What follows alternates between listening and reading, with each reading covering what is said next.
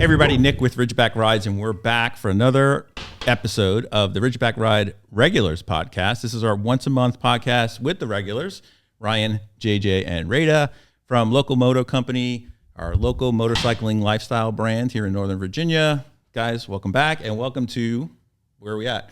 The Ridgeback Ride Garage. So last time we were in the studio. This time we're in the garage, so hopefully everybody likes the garage. Surrounded by what we love. Yeah. Motorcycles. How do you not like it? Right? Yeah. I mean, could sit here all It's day. dirty. Yeah. Yeah, don't put your arms on the bench. I was hoping I could do the podcast from one of those Indians. It's fine. So, hey, beginning of the season. I think we're all excited about getting back out on the road, and the weather's finally broken in Northern Virginia. How are we feeling? It's about time. Yeah. It's I got that. feel like my microphone's far away today. I don't like this table's a little, but we're all good. We'll work it out. Yeah. It's spatial. You got to get the spatial because we're in the garage now. Yeah. Right? That's right. I've got the itch now. I walk out, it's warm, and I see the bikes, and I look at my schedule. Shit.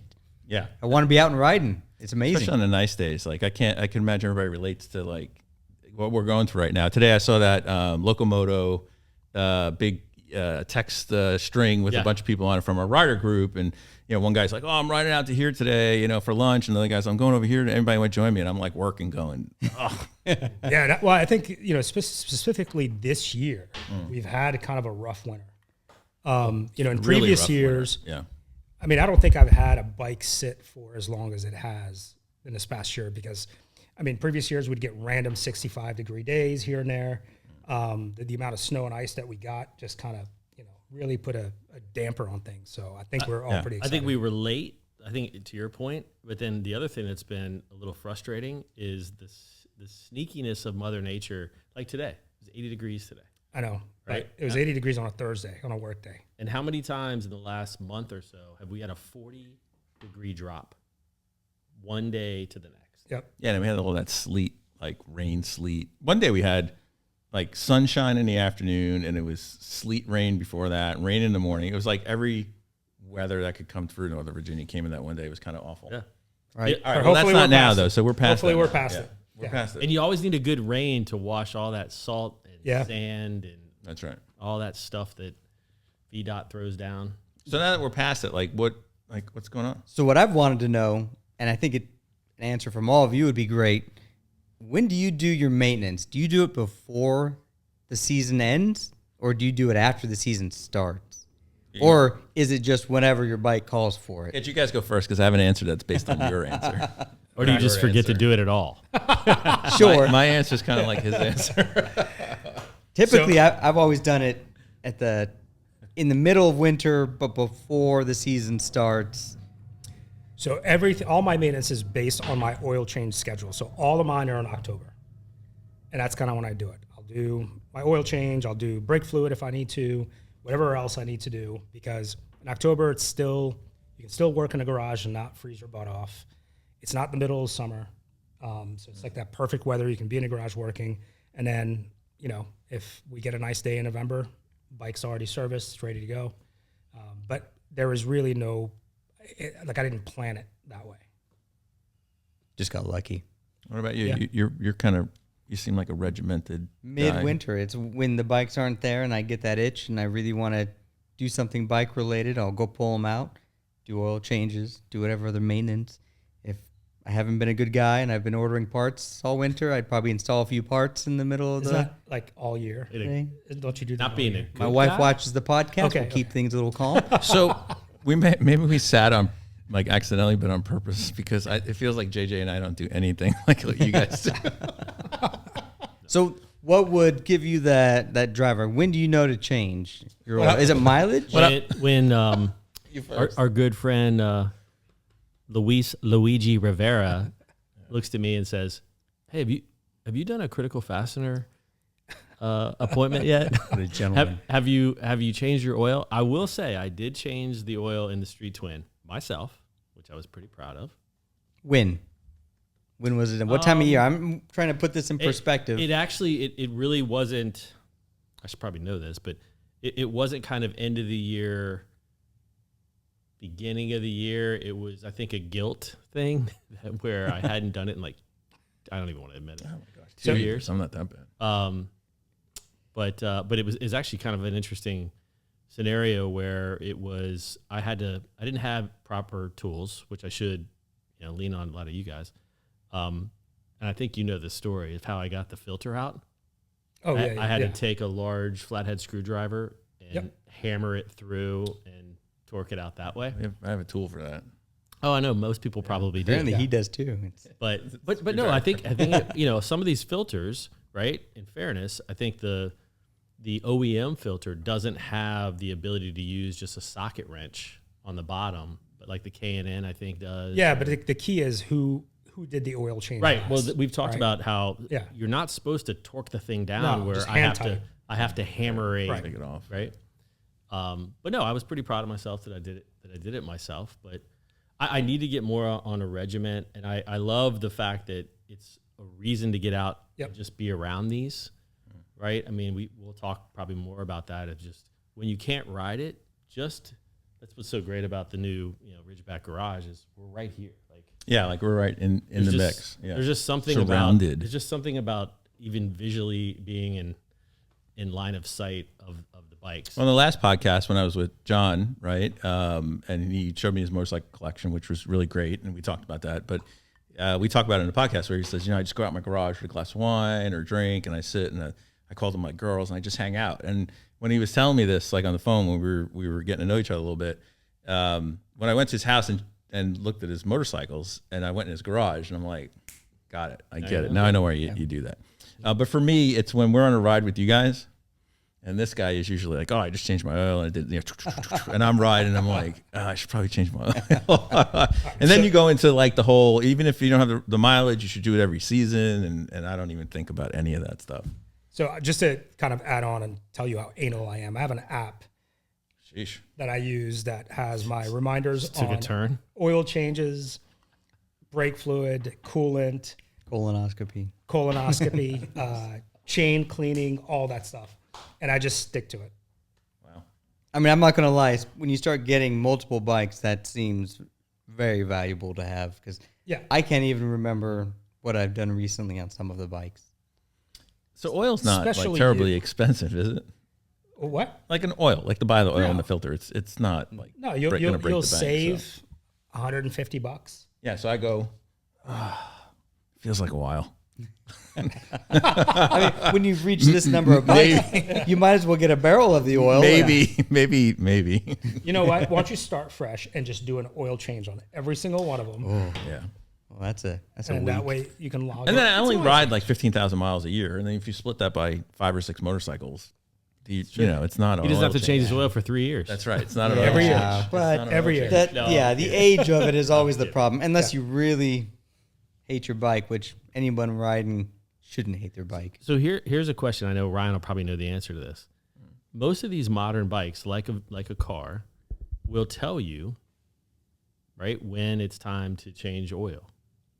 The BMWs do, but Some- it's all some of the scheduled newer maintenance. bikes, The right? Triumph will have a wrench on a Triumph that'll come up. We have the ability to reset the, which we have to the do that. notification and stuff. And to be honest with you, I could tell it to never notify me, but push it really far out. I do it to have it notify me. But every that's year. not specific to just an oil change. That's a 10,000, a 20,000, like a right. So, and Similar to time. a- and time. You can set the time and the mileage, whichever comes first. which I understand that now because my Tiger has that light on it, which is why I have to get I have to give you my VIN or pay for my VIN or whatever that is because I think Luis has a tool. Yeah, but his is BMW specific. Oh, okay. it's a little unnerving too because you get on and you see the wrench, you see the lights. Yeah, I know. On a Tiger, it lights up like a Christmas tree, and it's Or like really Matt- annoying. Or like our good buddy Matt Williams that has been riding with a check engine light on his Scrambler 400 since he bought it. Oh yes, that's right. Yeah. Oh, so now we're talking about it, I'm like, the light does come on Exactly. when you need a service. Yeah. But the question is why? Yeah, but then Because it's been over a year or 6,000 miles. It's whichever comes first. all right. So it's been over a year. that a most- standard? Well, Is that a it depends on the bike, Yeah, but most Triumphs are 6 or some of them are 10, I think, but most of them are 6. I think I'm the over BMWs are 10. on the Street Twin, which is why Luis was like, "Dude, you're overdue. We need to do this." You know what I find more of a nuisance than the oil, like the oil and engine maintenance, is the inspections. Why? Because like You're the only person here who does like we all have inspections. multiple motorcycles. Like Yeah. to get them inspected is like Don't get it inspected. Yeah, a I think that's the solution is Don't get don't it bother. inspected. You aren't if you were dailying into work, absolutely. You have greater chance of getting pulled over. Again, It's a secondary where they offense put anyway. them on bikes, they're well hidden already. yeah, I guess. So here's the deal. Howden County Sheriff's Office. Does Virginia State Police subscribe to Ridgeback right. Ride? Hey, if you guys are on here and you give me a ticket for no inspection, you can show me that you're watching the podcast. I'll pay it outright. I won't even go to court. I like that. Yeah. Sponsor the channel. Plus that sticker when you put it on like a down make it a tube, smaller just- sticker. Yeah, when it Or just- make it like a little QR code that the cop can check. Yeah, I was just over at Motorcycles of Dallas this week looking at some of the new motorcycles, which we're going to talk about in a second, like what happens this time of year. Like it's no accident all the new stuff hits the showroom, right? And there's this beautiful bike. I mean, it's beautiful. Sparkly, beautiful paint, all custom. And it's got this big old inspection sticker on the fork. Yeah, that's what I'm saying. It ruins Like, it. Yeah, this long, right wrapped around the fork. It's I think I awful. gave Nick my inspection. You did. You gave me one or two of them. Yeah. yeah.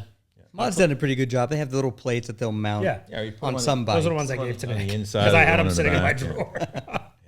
All right, so it's springtime comes. All right, maintenance is one thing. What about like just how do you feel about like your motorcycle? So, can I go first? Okay, so I know some people want to buy a bike as soon as the weather gets nice. Yeah. I actually miss my bikes when it's time to ride. That's nice. And it's almost like I'm Sentimental. riding a new bike. Like the other day, I took the Thruxton out, and I haven't ridden a Thruxton in almost 4 months. And I was just as happy as the day I bought it. Ah, all right, I like that. That was a fun ride. Just Yeah. getting it out. Yep. What's the old thing? Distance makes the heart grow fonder, or time, wander. Yeah. or No, but it's true. I mean, Yeah, it's, they that's also how I say felt. it makes it wander. that too. Well, maybe that's why there's so many of these bikes behind you. So maybe fonder is Yeah. this thing, and this is wander, but. A lot of ladies. But Yeah, no, but that's how I feel. It's usually towards the end of the season when I've been riding my bikes. Again, I only have 2, but when I've been riding them all year is when I start getting that itch for something different. So at the end of the season. Yeah. What about you, Ryan? Middle of winter, Sound like a pretty impulsive guy. staring at my bikes, thinking of things I can change, burn time.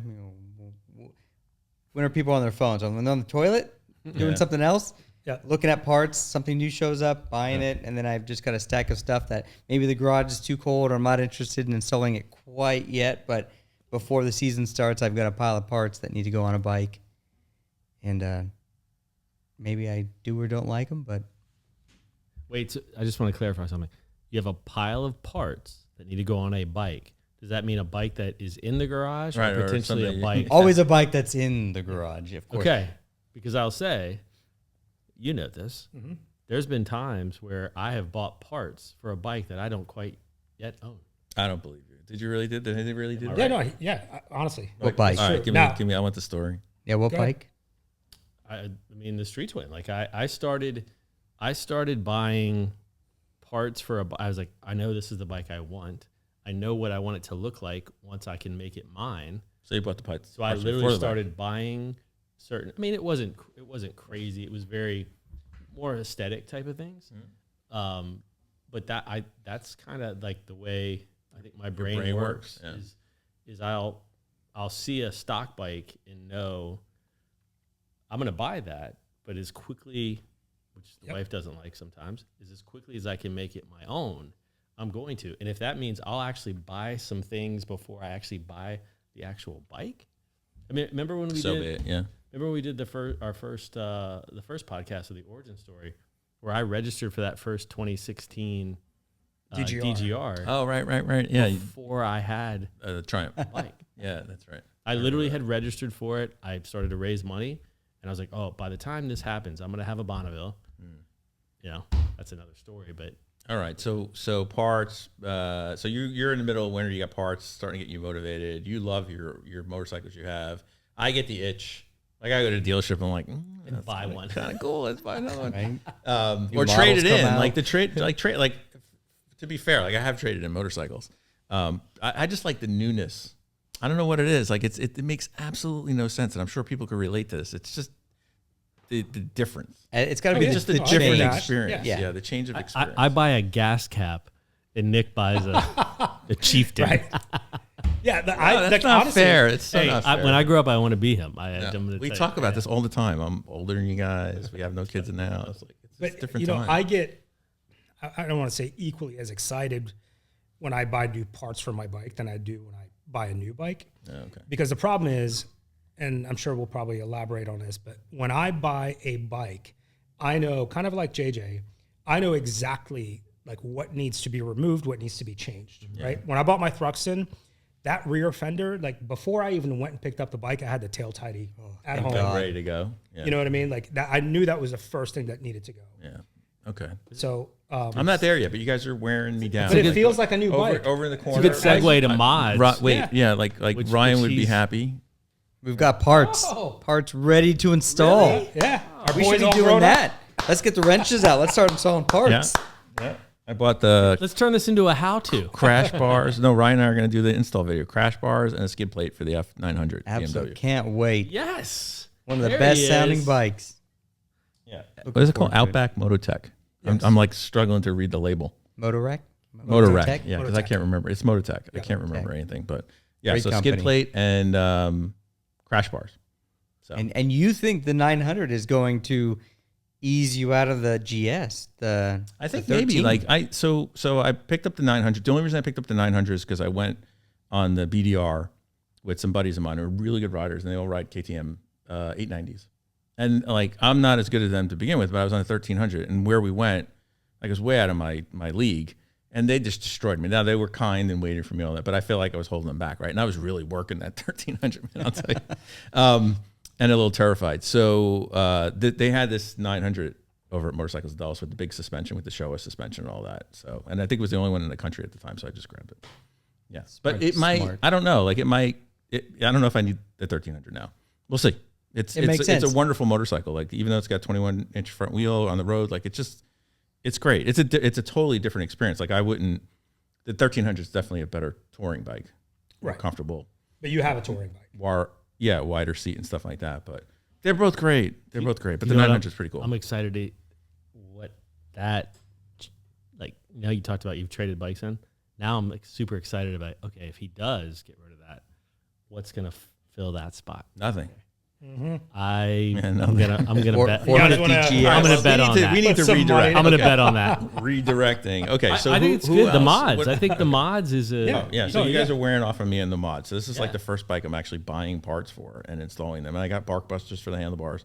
That was a bit of disappointment though, because you buy this really cool off-road bike, right? And It comes with plastic handguards. it has plastic handguarrs. There's got to be a The Tiger safety was the same way. regulation that's causing that. The Tiger was the same way. it But was like plastic. the scramblers, they have like almost. I'm not saying they're bark busters, but they're have a aluminum. Aren't the anchors that connect into the mirrors plastic? Yeah, they. I don't know, but the guards are aluminum. Oh, they are. Yeah. That's OEM. They're from the factory. Yeah, Right, they're- yeah. at least they're aluminum. Yeah. There's got to be something. Those look like, it's not great. BMW, not great. Maybe they know you're going to change them anyways. So That's interesting. That I actually didn't know that. didn't know I that made an either. assumption that every one of them was like a quick mod, right? That's we talk about what's the first thing you change, right? Exhaust. exhaust, All right. Yeah, so let's talk about that. Yeah, let's Yeah, talk I about think that. that's a great idea. All right, you guys first, because I'm not the expert. exhaust. Why? Why exhaust? Because you want to hear the bike that you're riding. Half the fun of being out there.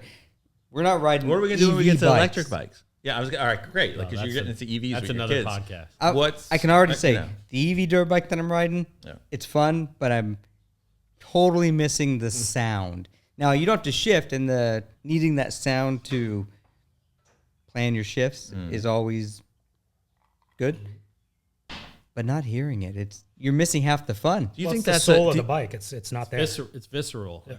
All right, so you're all saying the same stuff, and we're all, in the striking distance of the same age. Say you never rode a motorized motorcycle before. You just didn't grow up with that. Just like our kids didn't grow up with a rotary phone. Do you think you would miss the experience? Like if you only rode electric bikes.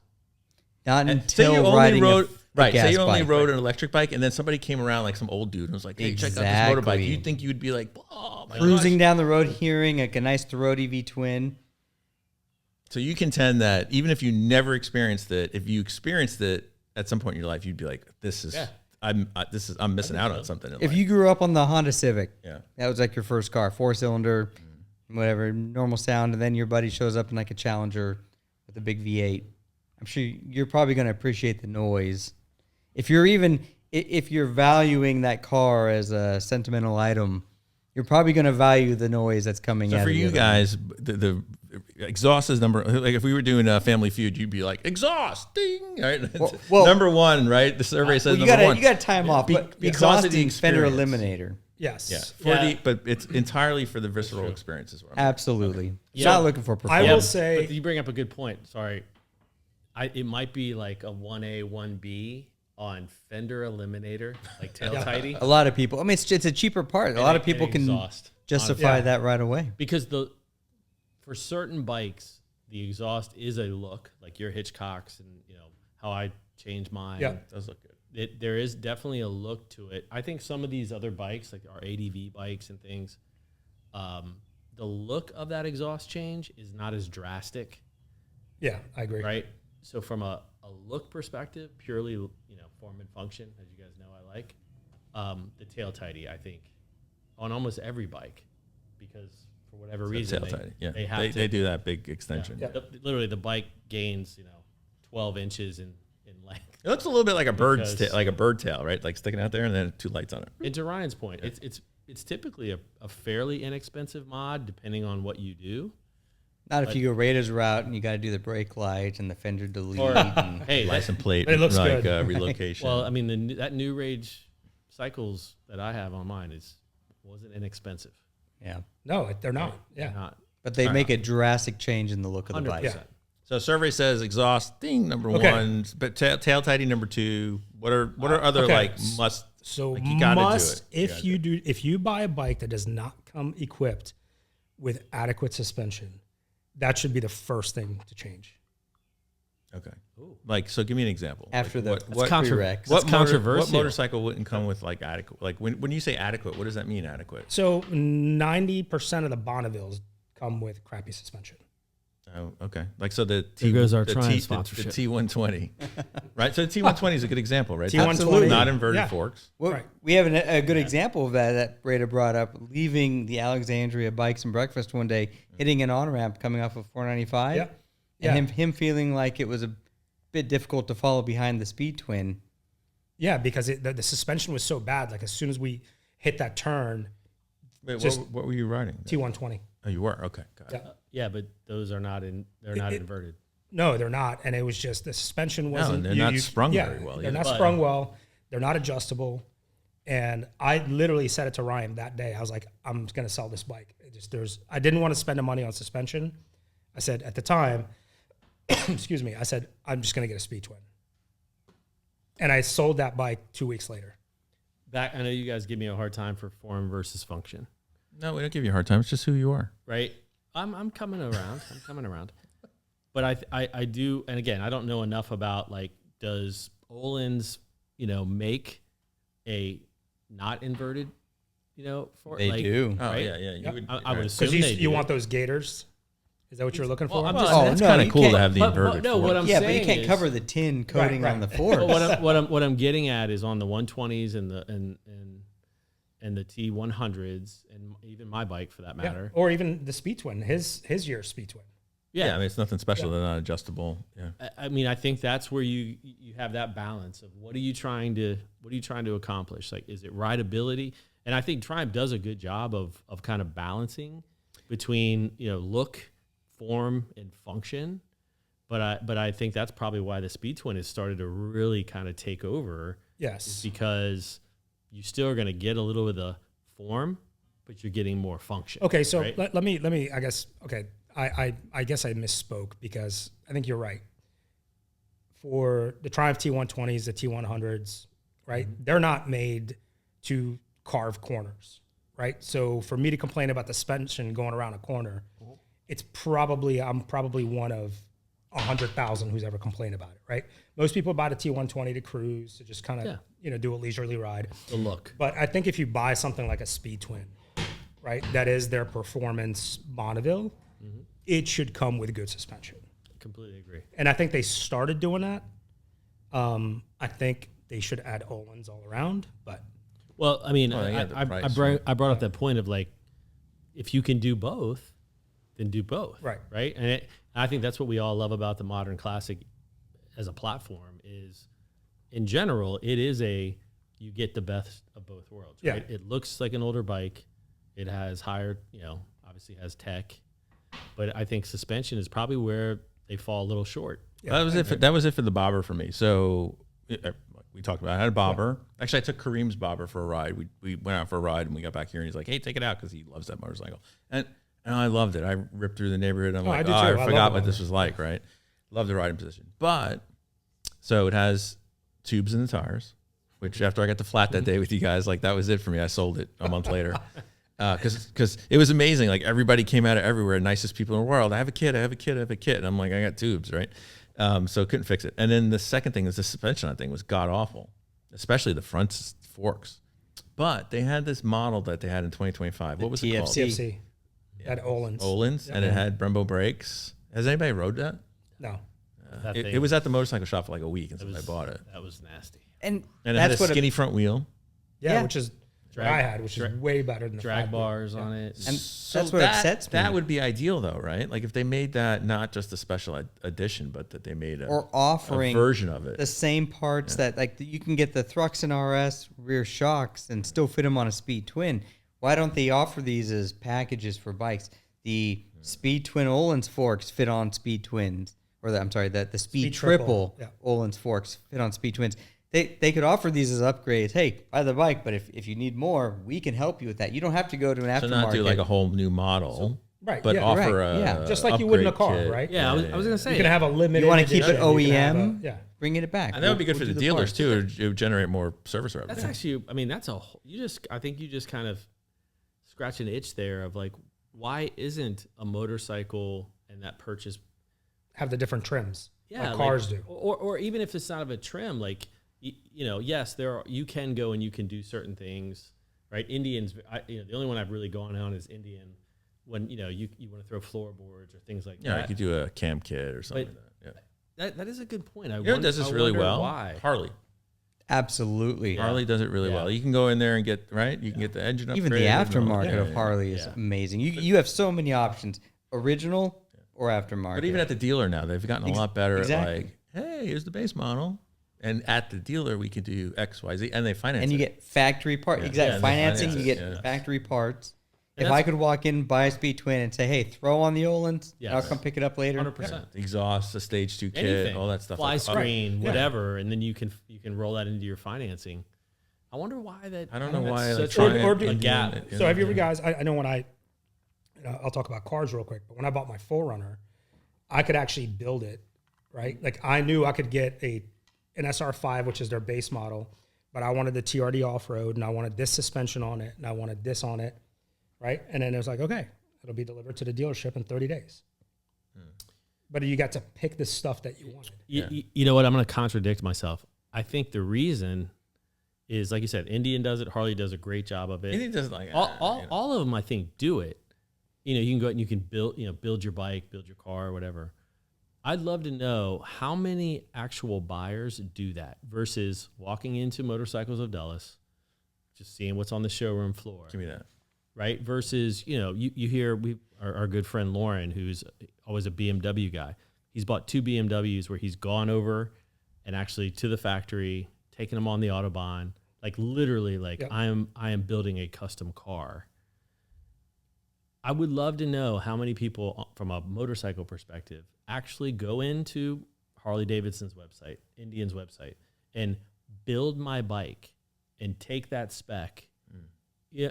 Young adult versus. But I bet you it's very low. That's what I would say. I would say established adult. New riders, probably never.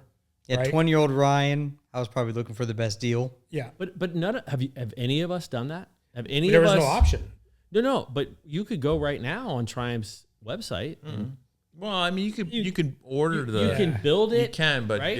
you can't buy their. You can't take that to Motorcycles of Dulles through No. Indian and say I ordered order the forks for the Speed Twin from Triumph.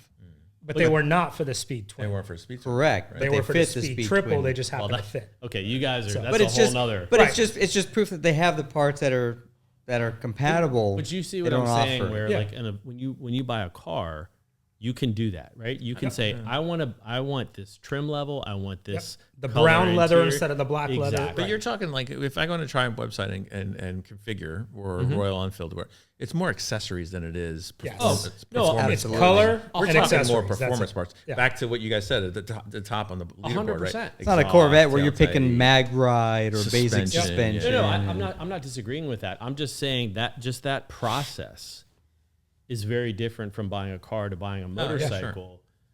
But why does it need to be that way? If you're right, How hard would it be for the dealer to receive a motorcycle and parts and assemble it? Yeah, and they'll together? charge you for it, right? And you're gonna wait. Yeah. I think that's another little thing we can talk about is waiting for a car is hard.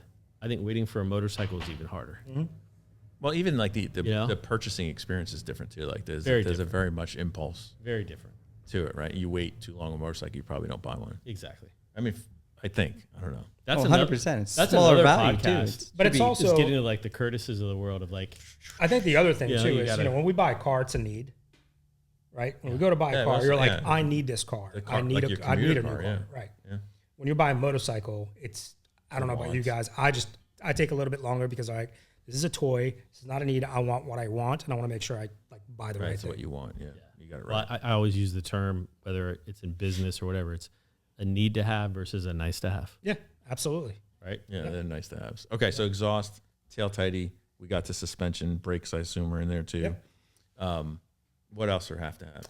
Lighting. Signals, It comes with signals. markers, and Yeah, if you want to look like a school bus, So I really, this is where I depart with you guys. I get the exhaust. I totally get it. The suspension, I totally, really, I'm with you. Woof, right? Yeah, I love a good suspension.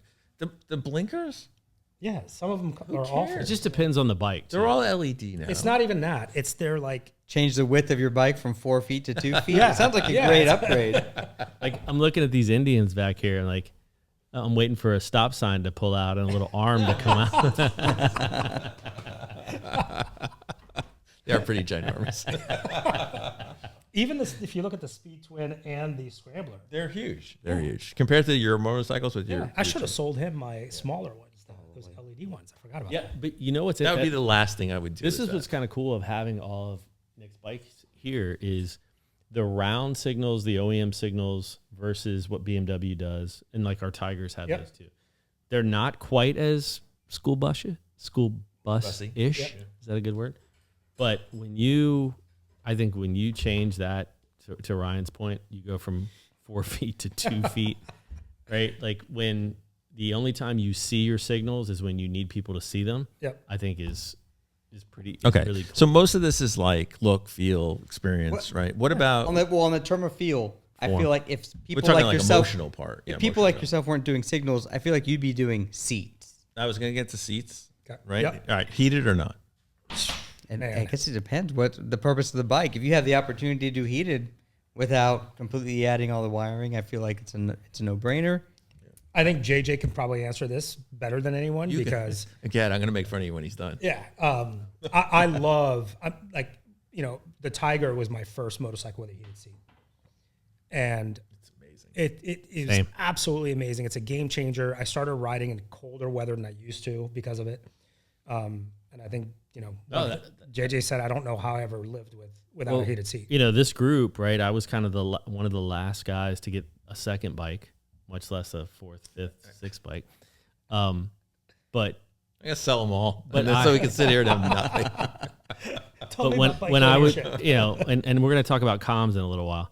But when you're on comms and you got guys like, oh, I'm gonna turn my seat down, and I'm on a bike where I literally am about to be hypothermic, right? Like, so Or I'm standing up, like just cooling off my rear end. yeah. Hugging the engine, trying to warm your hands. So to Rita's point, when I bit the bullet, I joined the Tiger Club. It's game changing because to your point, we talk about seasonality here. Yeah. It allowed me to ride longer, more comfortably, which that also translates to more safely, right? And heated seat, obviously heated grips, even some wind coverage, and just Yeah. I mean, it's again, we talk about like buying bikes and why people buy bikes, when they buy bikes, why they buy bikes. seasonality, I never really looked into that. It was like, again, form. Like that bike looks cool.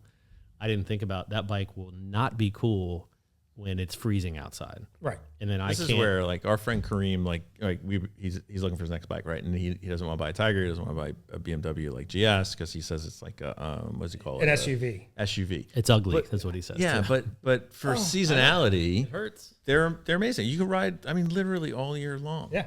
Right. And if you really just love to get out and go for a ride, especially the winter we had where you just want to get out of the house, the GS or the big Tiger or the 900 Tiger, they're great. No, Again, it is that form. It Like is you can literally go out and not freeze to death. But I think the difference is, and it took me, I've been riding a lot longer than Kareem has, and it took me a long time to realize what is it the ride? Is it the look? Like what is it that like drives me and wants, right? It's a combination for all of us. That's what's nice about having multiple motorcycles, because if you want the look, you always hear like if you don't get off your bike and walk to the coffee shop, was it T100 or whatever, right? If you don't look back at your bike, I don't do that with the Tiger. there's But it's something my wong. favorite bike. I don't go and look at the Tiger and be like, that's a nice looking because bike. it handles not. great. Yeah. It moves like it's got plenty of power. I look back and I go, God, it's still ugly. Right. But it's much fun. But it's the most I love it. capable motorcycle. And I remember he told me that. I'm like, whatever. And I remember I was like, he's not wrong. Like it will do everything you want it to do. Yeah. It's comfortable. It's warm. And that's the reason I did it. What I did is because I just wanted to ride longer with you guys. Well, that's the other thing. You can get out and be with your riding club or group or whatever, right? Guys, gals, etc. You can extend your season a lot. We're So I would say talking yes about to heated seat. Okay, so heated seat. And real quick, going back to lighting, I know we were talking about turn signals, but some of our bikes, some of the Bonnevilles that we bought still have halogen bulbs in them. Yeah, we talked about that last time, right? Like with candles Yeah, and stuff. yeah. So I mean, I think that part's important, right? What about that? Upgrading your lighting. So on your adventure bikes, you guys put these crazy off-road lights too. Yes. Is that a must-have or a nice? So for me, having actually, I got them from Ryan. My big yellow lights that I have. Yeah. It's not for me to see; it's for me to be seen. Okay. And people say it all the time, like I freaking saw you because of your yellow lights. So I think that's and I don't apologize for them. I probably blind people, but My drive was different. Doing long multi-day rides, riding in the night through the mountains, turning and having a well cut off headlight, but there's somebody in front of me, so I can't run a high beam. When you turn, you don't see any light into where you're turning into. It's so dark. Exactly. The beam doesn't cover over that. Having a proper light that, while it does extend up to where the high beam would, the brightness of the lumens would be a little bit lower. So it's not going to disrupt the person in front of me as badly, but at least then I can see where I'm turning into. So, and you get that field of view you're talking about. Absolutely. Right? Like you have, I'm going to say Denali. I was going to say Diablo. Okay, Denali. When we added my lights, Ryan came to my house and we did it, and it was at nighttime. And I just took a quick little spin. I think I was like in shorts and a t-shirt. No, I have to send you the video if you wanted to cut it in. Dude, I lit up the entire neighborhood. I believe it. Like I've seen it was insane. So, Ryan, I have a question. You just said, and this is to be, I'm a little naive on the lighting. You guys got to school me up on that. But those lower lights, like down in the crash bars, are you saying basically the angle to which you put those? Because again, you're turning into like a blind turn, and it's going to take time for that, your actual headlight. Do you guys angle those so they purposely are going to give you a wider field of view? No, they're just a much broader beam. You're talking instead of a directional similar beam, to a high beam. Yeah, they like go out. Okay. And also you can get inserts for them. You can change the lenses cover, right, where it like puts it out this way versus that way. Yeah, I got you. But the advantage, like Denali, for example, on the Tiger and on the BMW, is when you're on low beam, you can run them at a lot lower percentage. So I can have them on and not completely blind the person in front of me, right, but still get some benefit of I can see where I'm going when I'm turning and my headlight's all canted. Yeah, because you were talking about the halogen. Like I will never ride the street twin at night, the current OEM bulb ever again. Yeah, it's rough. That was treacherous.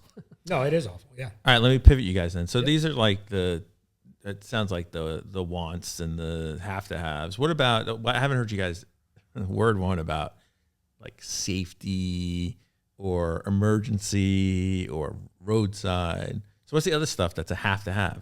I mean, I wouldn't call them mods. Pump and plug kit. Yeah, like So, I have so a they're plug not kit. mods. So all right, yeah, fairness, you're right. It's not a mod, but Yeah. it's a Must have. Yeah, Got so it. I have Must a, have, yeah. like on my Tiger, I have a plug kit and I have a little portable compressor, right? Which I actually used. I don't know who was out with me.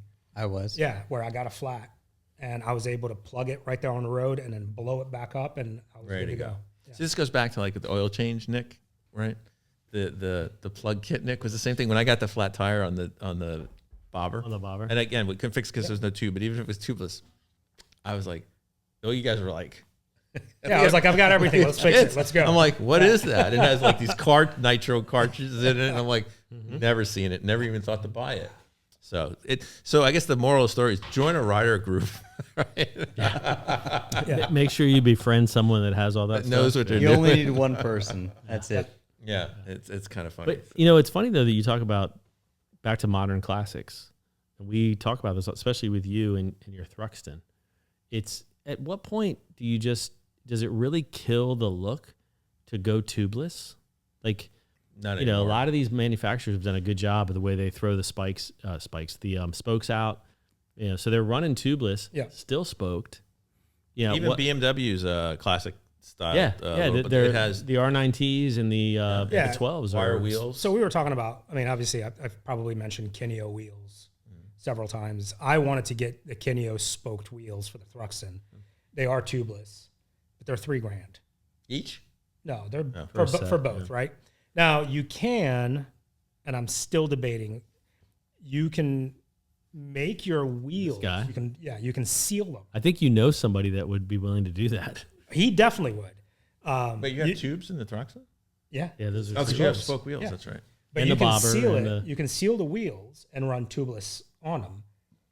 But I've heard just enough, and when I say enough, probably 2% of the people who have it saying they had a blowout or a leak. Or a leak. It's always the folks with problem that complain and post about it. 100%. But that's enough for me to be like, oof, I don't know if I want to do it. But here's what I don't understand. Your scrambler over here, Tubeless. those are tubeless. Yeah, but you can see the spokes go are out. on the outside of the rim. I get it. And I'll be honest with you, I think that looks cooler than a standard spoke that's in the center of the rim. BMW is the same way. Yep. Right? That's my point is like, why not just go tubeless? And it's form and function. Well, You guys know and I'm the, very and the sensitive traditional to- nature of the Bonneville and the Thruxton, I'm sure there's some look. Yeah, that they were it would going look for. weird, I think, if you had those kinds of wheels. I think it would on look great on your Thruxton. And these are cast wheels. The rims on the tubeless are cast versus the, what would you call them, forged or I or think folded aluminum, yeah. probably more forged yeah. of the traditional style. So about I want to go back to impulse. Yeah. New bikes. Like you walk in a dealer, it's springtime. You guys don't feel like, ooh, I want to get another motorcycle. Oh, we feel like Oh, it. we do, yeah, 100%. But I think so. And I'll use the XSR 900 for. Uh-huh. I never once looked at an XSR 900, the Yamaha XSR 900, and said, "Oh my God, that bike is awesome. I want it." Right? Never. I rented one in LA, Yeah. and I fell in love with it. Again, it's kind of like the Tiger, right? I looked at the Tiger, and I'm like, "That is the ugliest thing ever." All it took was one ride. So a lot of times I'll look at a bike and think it's good looking. I think some of the Royal Enfields are some of the most beautiful bikes Yeah, out like there. Ed bought, what's that thing he bought? 650 or something? the Bear 650 or the, No, I thought he has a shotgun, I think. Is it called a shotgun? Shotgun. yeah, or That, something. that clay gray Shotgun color. 650. That's a cool looking bike. No, I think they all look great, but I wouldn't buy one. Yeah. But again, looking at bikes, like I'll go to Mod, right? I'm like, oh God, that's a good looking bike. That's a good looking bike. That's a good looking bike. And they all look way better than the XSR 900. But because I test rode that You XSR like, yeah, 900, you I'm got like, it stuck I in your head. love that bike. So how do you scratch the itch, right? Because I'm just like AA. I'm an alcoholic. I'm a bikeaholic. Like I walk in there, like right now, I walked in and I saw the 125 anniversary Indian. So I didn't love the high end model. That's like the Chieftain. I forget what it's called now, but With all the skirts and everything. Like that was nice. skirts, Yeah, that's the Chief. That's really cool. And then they had the Scout, which was really cool looking. But then Pursuit.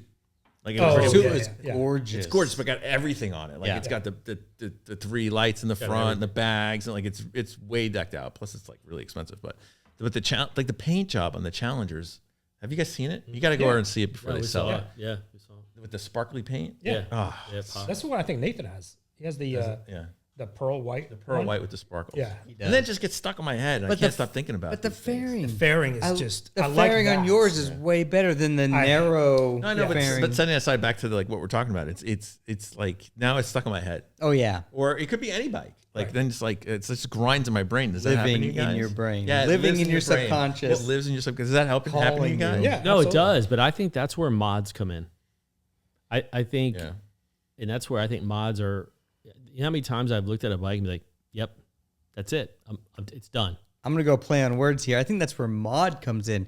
If we live next to Romney, then I feel like we'd have a problem. We'd be swimming in motorcycles. We wouldn't have enough space here for a podcast. That was a Freudian slip. Mod. No, but you're right. I think when you do make changes to a bike, it's literally like you have a new bike. Exactly. Yeah. So I'm gonna. All right. So yes, but has this ever happened to you? So this used to happen to me with cars and trucks, like especially trucks. I would start doing upgrades to my truck because I get a little bored. I do them all, and I go trade it and buy a new truck. So I did that. And I would get the truck that I probably was trying to build. I did it with the T120. I did it with the Street Triple. So you know. Yes. You know. Yeah, I'll buy all this stuff. I bought exhaust from Italy. I bought like all this crap. Yeah. And I put it on, and it took one ride with Ryan where I hit a corner, and I was like, I hate this bike. And I sold it. And you sold it, and you went to go buy the bike that you probably should just bought the beginning. Bought the Thruxton. So this is this. So I didn't do this on purpose, but I painted you guys in a little bit of a corner. This goes back to why make the mods then? Why not just buy the bike?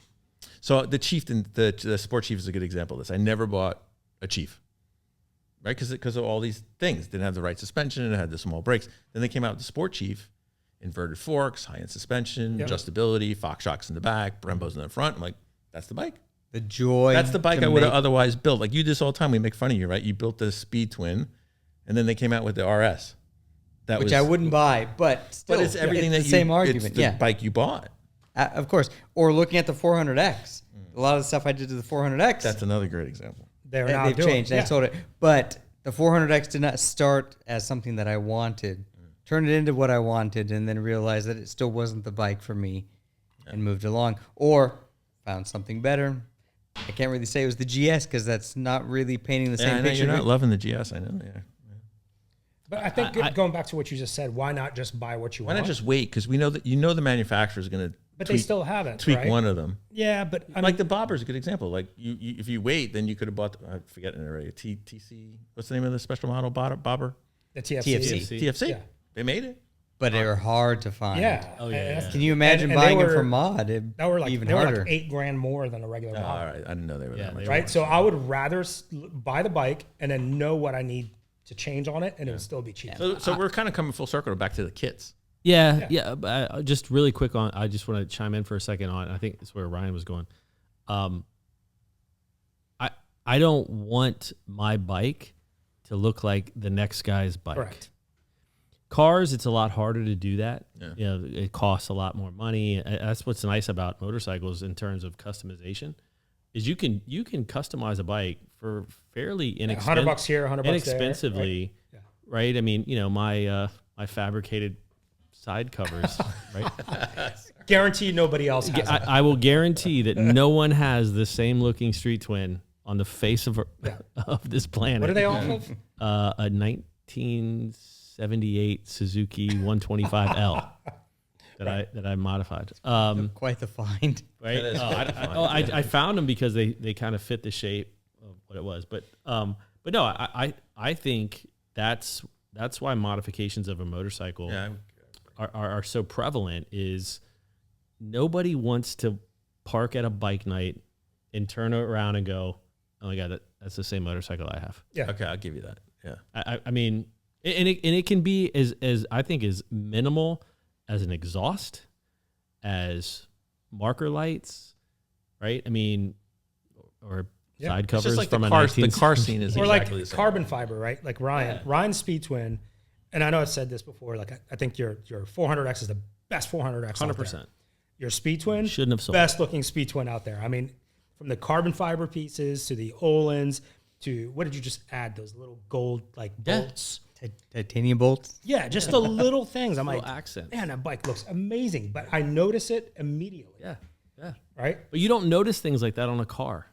No, I think it's because it's too big. It's the canvas, yeah. right? It's a bike lets you get intimate with it. You can get down and look at things that you can't see on a car, which is another thing I think is amazing about motorcycles. Is Maybe this is like an idea for like, I know you guys are a lifestyle brand. You sell T-shirts, you do events, you raise money for charities. Maybe there's a customization. LoCo Moto custom ride. I mean, that would be the Ryan Van Every Customs. Ryan, We're putting Ryan in charge of that. As much as I would love to customize bikes as a job, I think that's half the fun of doing it yourself. Now, maybe we offer something where we support users or owners that are not mechanically inclined. Exactly. That aren't comfortable making that jump. So we help make that jump. Absolutely. I mean, and there's no business model behind it. That's just supporting another motorcycle rider. Yeah, agreed. Yeah, I think there's something to it. And then we went down to Fulton Found, right? Recently in a ride in Culpeper, and I thought it was cool that they had those clinics set up in I the think that's speakeasy great. downstairs. Like, I don't know if they call it a speakeasy. so Fulton Moto. It's called Fulton Moto Yeah, downstairs. Fulton Found is a store. And then Motors downstairs. Okay. That's the new spot. Yeah. Yeah, that was kind of cool. I didn't know they did that. That was fun. It's great. Because it sounds like and looked like they're doing what you're describing. Absolutely. And a lot of shops should do that. A lot of dealerships should do that. Hey, I want to take a step up on my suspension or my lighting. Help me out. Yeah, I don't know how to do it. I don't know what to do. What's a good So like two in the box kind of. Absolutely. I But I do think- it, but there's a master mechanic inspecting my work. Sure. Because I don't even do the type of work you do, and you do like you guys seem really comfortable taking your wheels off, forks, right? Like I don't do that. Nick, I'm with Right. you. And it's not because I'm not mechanically inclined. Like I used to be a big motorhead, like for racing cars and stuff. Yeah. But with the bikes, like I'm terrified to do something wrong because of what they are, and that they're going to do something on the road and going to crash. And that's the problem. There's nothing tricky or trivial, or it is trivial, but there's nothing bad about it. It's easy. There are numbers. You can look up torque specs, everything that you need to. Torque specs are just probably the most important thing. But even if like you Absolutely. miss something, like I feel like my race cars and all that stuff, or my street cars or Jeeps and stuff, it was more forgiving. Oh yeah. And if like I missed, Sure. I forgot to put the bolt in, and I crashed, but I have like a full roll cage or something like it. 100%. On the bike, like I'm terrified that like I didn't put the front axle in right and it falls off while I'm riding. When you first buy the bike and you're so passionate about it, you just want to come out and stare at it. Do that. Come out, stare at it, look at every little inch of it, get an idea as to what it's doing. Think, oh, I can see the wheel spacers. Oh, they're different on the left and right. Oh, that's interesting to see. The other thing I will say, and not to crap on any dealer, because I think a lot of dealers are guilty of it, is when you buy a bike, right, they assemble it. Like they get it in a box, right, and they're assembling it. I will tell you this. When you buy a bike, when you get it home, get the torque sheet, the torque specs, Oh yeah. and go through every bolt. I would say 60% of them are out of spec. Oh wow, interesting. But I'm going to concur with you where like the stuff we sat in the right the place. stuff I do exactly. Did you do this on purpose? The stuff I do or have done to my motorcycle have been more kind of aesthetic, right? I mean, where I feel again, aside from my oil change, which I was patting myself on the back for. I mean, I have done some things like for me, brakes, throttle, those types of things. That's intimidating. 100%. Like electrical stuff, like I'll do lights all day long.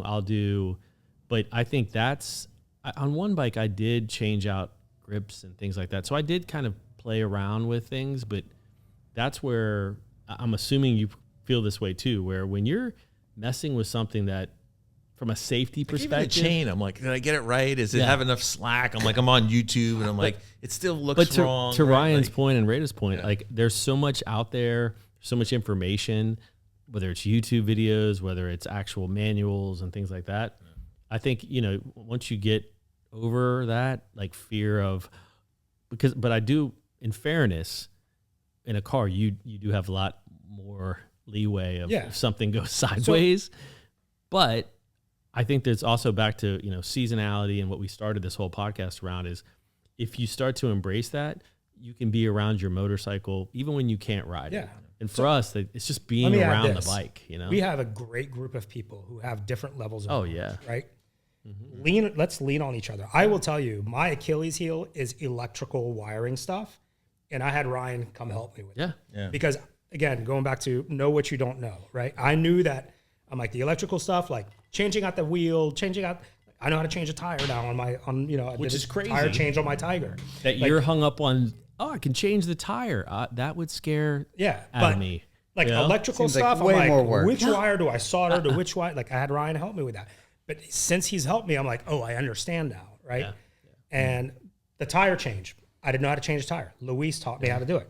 I'm like, cool, now I know how to do it. But I think to Ryan's point, I think this is what, when you look at what we're trying to do, what we've done is build this community. Just lean, it's just life, right? Lean on people that know more than you at that certain thing, but don't let them do it for you. You do it. Yeah, get in there and back to 2 in the box. And learn how to learn how to do it. Don't be hesitant to ask. I long for the days friends are like, I need to wire up lights. Yeah. Oh, well, then let's do this. Then it also, just like being here with Nick's bikes, like just being over here, like, I don't get to see his bikes. We don't all get to see his bikes one at a time. Usually I'll be honest with you. We show up in a ride. And I probably never told you this.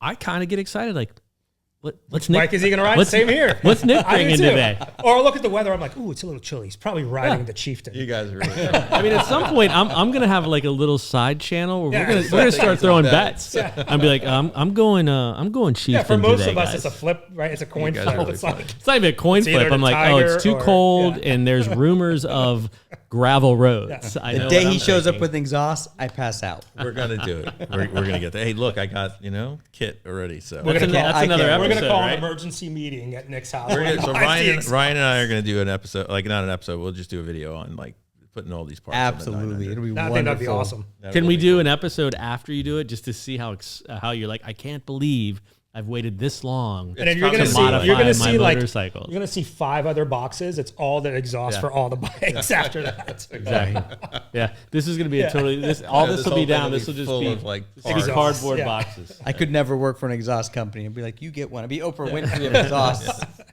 All right. So just be mindful of time. So what do we got coming up as far as like events or rides? Like, is there anything we want to? Yeah. So we've got. I'll save the big one for last, but coming up the first weekend of May, this is really, it's not really a LoCo Moto event, but we want to invite everybody else to come out who wants to do a little off-road. We're doing the Romney Camp and Ride the first weekend in May. Oh, you guys are doing it. Okay. Yeah. So we actually wanted to see if you wanted to come. I can't remember why I couldn't come, but yeah, I know, because we talked about it. You don't have an exhaust. And that's Romney Cycles puts that on. We've done it for the past they do it every other year, so we've done it twice now. It's a lot of fun. You meet some great people. And you don't have to like ride there and you don't have to. You could trailer your bike. You can. Sure. Yeah, we rode there. We camped out. But the greatest thing about it, there's 27 different rides you can do, and they're all 6 to 8 hours long. And they're different level, levels, right? Correct. So you can do like a beginner off-road. You can do an intermediate. You can do a mix of road and off-road. Okay. So we're doing that first weekend of May. And then obviously on Sunday, May 17th, is the Distinguished Gentleman's Ride. That's right. It's going to be coming up before we know it, right? Leesburg Distinguished Gentleman's Ride. What's the deal with that, with our Leesburg chapter? Like, are you guys capping it like you did last year? Or? So we are capping it unless it's capped right now. Okay. Only because we have not gotten support from the local sheriff's department. We weren't able to do that, yeah. But and I can't believe we never thought of this before, one of our biggest hangups is always downtown Leesburg. And Leesburg has its own police department. Oh, I didn't know that. Did you know? So, so we're going to contact, I think JJ has already started looking into it to see if they can just block those major intersections. We don't need an escort. So just to kind of get there through there altogether. Get us through there. Because that's where we get banged up, right? Yeah. We get separated. It'll be similar to, we have that one particular officer that I think he's a friend of the DGR crew. Who helps us get through Middleburg. Yeah. It'll be kind of similar to that. So what we did there. Yeah, ideally, it's if we can get them to grab us from Ida Lee, which is that gathering spot that we have, and just really take us through those 2 major lights. And then we're fine, because then we're on 15 to 50. Then we're good. Yeah. So then we're good. Anyway, for that's those DGR. who don't know about DGR, we did a video on it. We did, yeah. Our first episode of the Ridgeback Ride podcast is all about Distinguished Gentlemen's Ride and how it started here in Northern Virginia. Northern Virginia. Yeah, and this will be our 7th year. Wow, that's crazy. 15th year globally for DGR. Yeah, it's my 3rd. I think it's gonna be 4th year with you guys. Like, it's nuts. Yeah, I know. That's time nuts. flies. That's going to be crazy. So, all right, what about LoCo Moto? Like any events coming up LoCo Moto specific? Or are you guys still so trying to figure out we're what this springtime looks like? No, I mean, I think we're going to probably still do our Rides and roasts. rides and roasts, but we're going to flip it to every other month. And that's on And- a Sunday, right? Yes, that's First- always the first Sunday first Sunday of every month, but month. we're going to do it every other month now. We don't have any dates set. We're working on having a pretty nice big group ride, pick a charity. I think I've taken you guys on that ride. It's like a 2-hour Yeah, along the ride, Potomac. Yeah. and we're going to do that and end it at 1836 Kitchen and Tap in Lovettsville. Oh, okay. That'd be nice. You know, maybe have a couple bands and just have a big event there. So Where do people find out? Like, where could they go to stay on top of the LoCo Moto? events. Yeah. Yeah. events, So we post all our events on our website, which is locomotocompany.com. okay. And also, if you follow us on Instagram, we will post when the events. We'll post Right, a like when they're poster. coming with up. yeah. Yeah. And then, but on the website, you can actually go in and RSVP. So what's the deal? Maybe we could, I don't know, maybe end with this, maybe not. I don't care. We have like a rider group now that seems to be coalescing around LoCo Moto. Is that by design? Is that by accident? Like, what? No, what are you guys doing that there? was completely. It's exactly what we wanted to happen. Okay. And that is to create a community of motorcycle riders who are respectful, build a community that wants to give back. I mean, we have new riders. We're trying to help them out. Yeah, I mean, trying it's to getting help them bigger and get- bigger like every month. Like, And that's it's exactly what we amazing. want to happen. I mean, I think that just The kind of happened camaraderie. organically. Yeah, and I see all these numbers in the feed on the text group, and like, Yeah, we I have- see is numbers. I don't see names anymore. I'm like, who are all these people? So many new people. We have what's the thread? The LoCo Moto Expanded. Expanded. Yeah. No, it's probably. So that's by design. Then. Probably That's 15 you were deep. hoping that would kind of manifest. Yeah, itself. I think it became. Sorry, JT. No, go ahead. We had like our little LoCo Moto group, which is like just like the few of us that ride. Yeah, it's plus. And plus a then, couple other yeah, I guys. think we call it LoCo Moto Core. Yeah.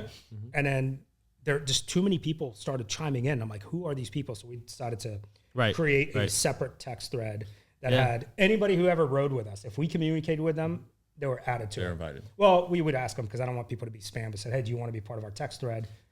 And it's interesting too because now you have people. I know we were going to talk. Maybe if we have time, talk about we can like talk as long as you want. Yeah, I don't comms know if and anybody's group gonna rides keep and listening. stuff.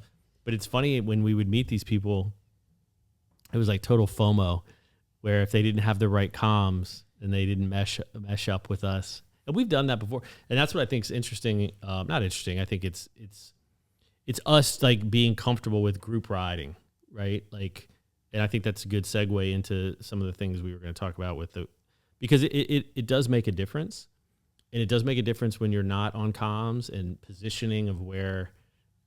We bury that poor guy that In the middle. bought the wrong cardo. Yeah, you stick them in the middle and you have people Right. on comms on both ends. But it's important because, like you said, Nick, like part of this is like we get excited when people that have never ridden before, all of a sudden, Kareem is a great example, right?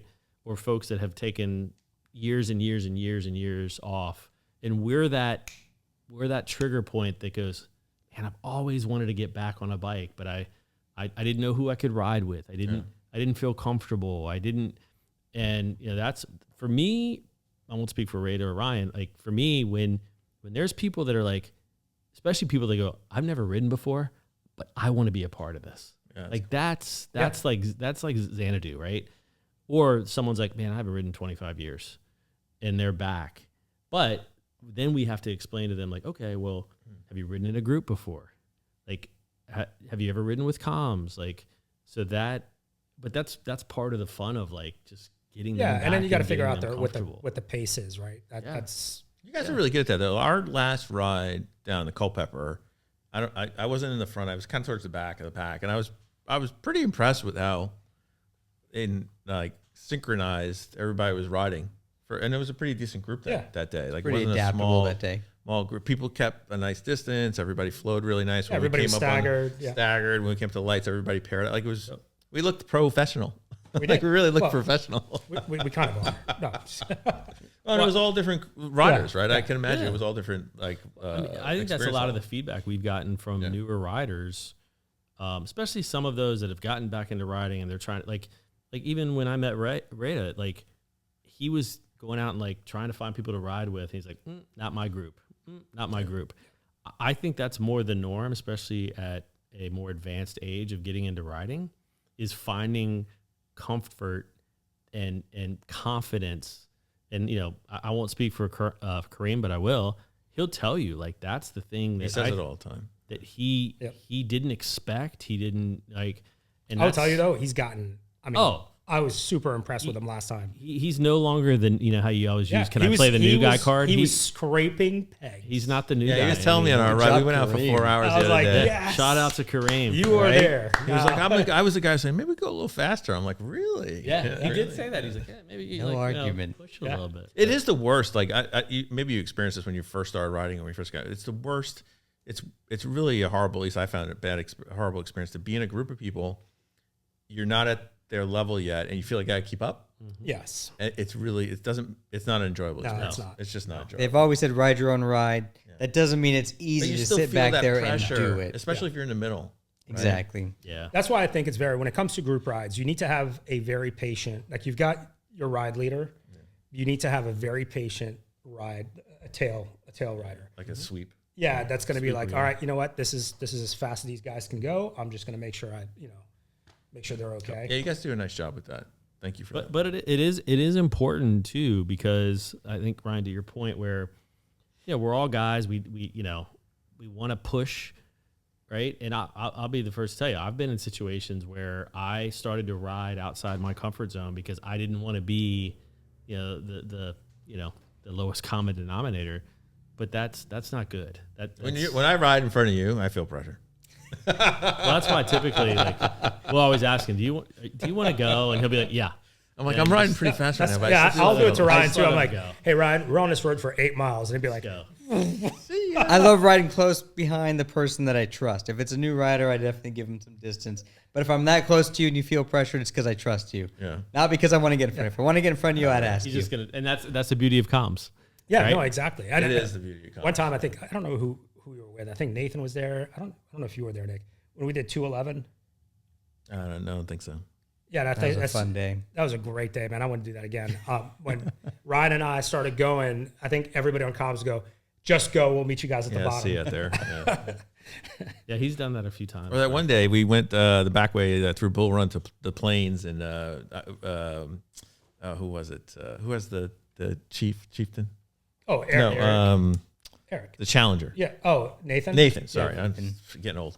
So Nathan's on his Challenger. I'm on the chieftain, and you guys are all on your sport bikes. Yeah. And we got to the Plains, and I was like, no, I think we went all the way to Middleburg, like through Plains and Middleburg, and I was like, tired.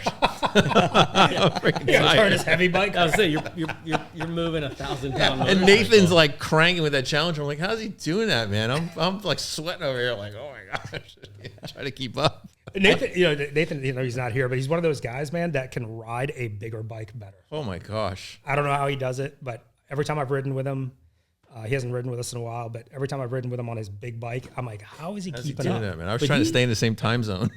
Remind me, that first year we did DGR, he had a speed twin. He did. He had the exact speed twin that Nick has. Yeah. But he's newer to riding, if I'm not mistaken. Yeah, right? so he's had his license for a lot. I feel bad we're talking about it, but he's had his license since he was in his 20s, but never owned a bike. Okay. And then I got back into riding, and I rode to his house, and he literally was like, I have my license. Can I take it out for a spin? And I said, yeah, man, you wreck it, you buy it.